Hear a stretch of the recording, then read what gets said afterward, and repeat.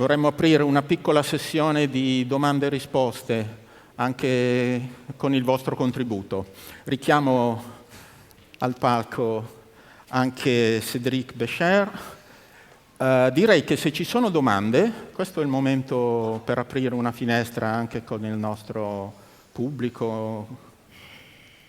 Intanto avrete visto, insomma, sono rimasto abbastanza colpito dalla sua presentazione, che tradotta in italiano è quella del voto col portafoglio, no? Di decidere, decide with your money. Mi chiedevo in che misura forse questo modello potrebbe essere replicato nel nostro paese. I was wondering which way in Italy this model of active citizenship would be practiced, as it's not so usual in our country. È innovativo, it's really Okay, innovative. well, I must admit that what I've been talking about maybe makes, at least for now, more sense in some of the Scandinavian countries, in the Netherlands, in the UK, in countries that have big private pension systems. But I think we all know that increasingly the pension funds of tomorrow are second pillar pension funds where ordinary people have to make the contributions into buying shares in the major companies around the world. So bit by bit, all of us across Europe, I think, can be part of this citizens' movement for a humane investment system that challenges the biggest companies in the world to adopt practices, just like Cédric was talking about, to just push them in a direction that says, let's be more future-orientated, let's be more long-term orientated. And the companies absolutely need to feel the pressure that comes from their major shareholders. Those institutions are looking after the money of Italian people, French people, German people, as well as Swedish, British, and so on. Thank you for your answer. Ci sono domande? Sì, grazie. Posso? Deve, se solo la vedo. Eccolo là. Prego. Sono Emanuele Plata di Planet Life Economic Foundation.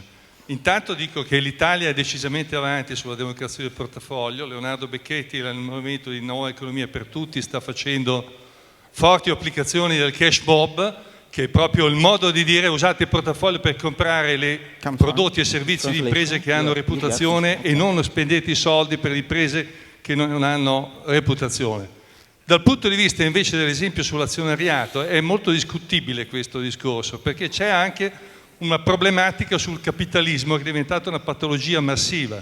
Cioè dire, chi ci dice che l'azionista non entra in un concetto, chiamiamolo pure di exit philosophy, cioè di speculazione.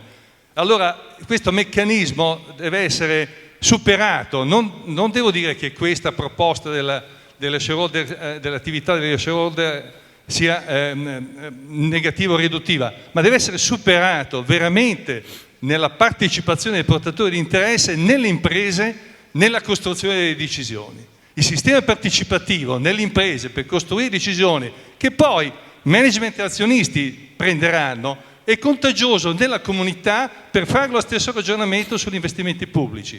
Portatori di interesse, prima di tutto, prima degli azionisti. Grazie. Ok, molto, molto chiaro.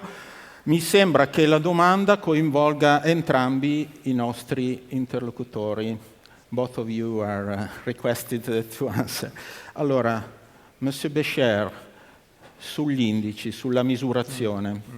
What do you think? Thank you very much for this question. Or I would like just to react to the last point, right? Stakeholders have to prevail over shareholders. I think that in one way I perfectly understand what you mean by saying so, but I think that the key question is about changing our vision of what a company is. Today, most of us, and just because the world is done like this, we have the vision of a company as a financial object, right? But it's not. I mean, a company is just a vehicle which has to serve a project. And the owners of the project of the company are not only the shareholders, but there are many, many stakeholders on the territories where the company is operating, the employees, the third parties. There are many stakeholders who are also shareholders in the company. And I was in a positive lab recently talking about the power of finance to make positive economy happen. And I was impressed to see that the investors who were taking part to this lab were actually saying that they were more and more understanding that they were not the only owners of the company. The shareholder is not the only owner of the company, because if the company loses its license to operate on some specific aspects, I mean, of course it's not in the interest of the shareholder. So just to react on your last point, and then I give the floor to Catherine, I think it's not about saying who should prevail over whom. It's about having everybody being shareholders and stakeholders at the same time. I think so. Okay. Catherine? So I guess I completely agree that we want stakeholders to have more control and more authority in relation to the behavior of major companies.